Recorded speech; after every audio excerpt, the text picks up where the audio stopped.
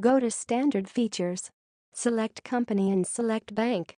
Go to Ledger Balance in the main menu page. Filter by date duration. To edit the opening balance, change the amount in the column and click Edit Balance.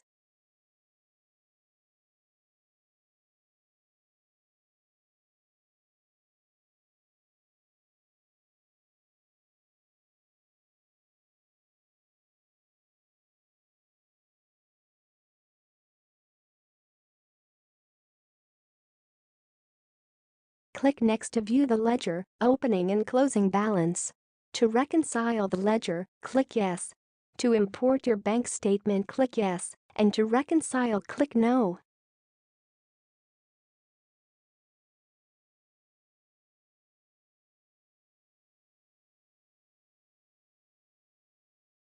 Tick on the Recon column for entries which is not presented.